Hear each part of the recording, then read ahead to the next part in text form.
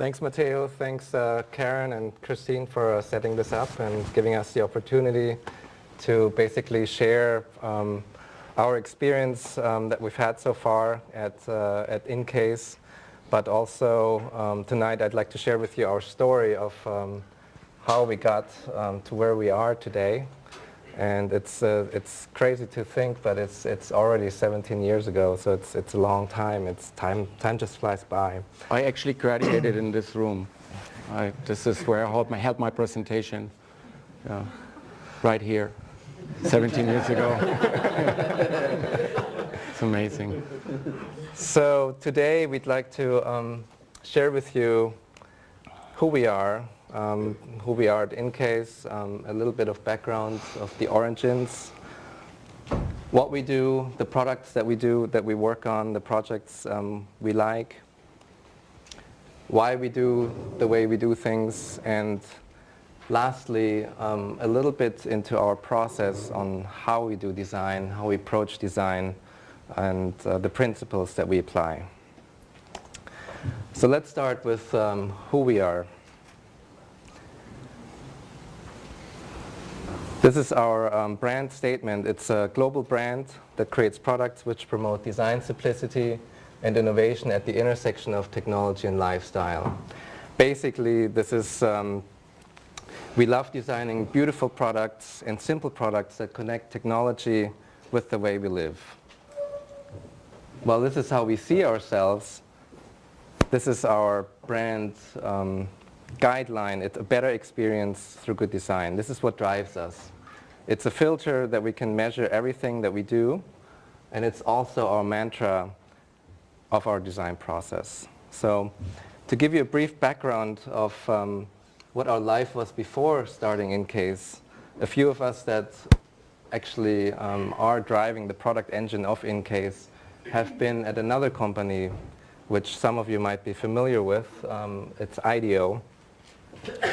It's basically, many of you are familiar with IDEO being one of the largest design houses today. How many of you know IDEO? Everyone. How many of you know InCase? It's more.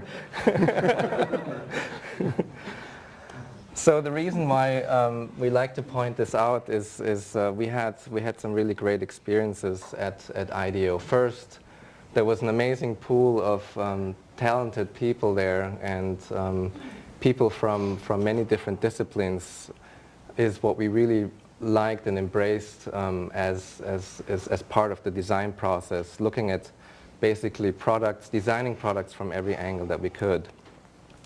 The other really important thing that we want to point out is that IDEO is one of the leading companies in figuring out the human aspects that are behind a product. Basically, finding out what the human needs are and making the products meaningful through that. So to sum it up, IDEO is a collective of people that are in the pursuit to create a better experience through good design. So there are three things we learned there, or three things that are still driving IDEO. One is multidisciplinary work groups. Designers work with product developers, product managers. They work with the sales side. They work with everyone, with the user. The second one is user-centered design. I don't know if you know about user-centered design, also called design thinking nowadays. The third one was we were just surrounded by very, very talented people from all over the world. We had multiple studios, or we have multiple studios, and it's just great that exchange, the cultural exchange that happens between the studios.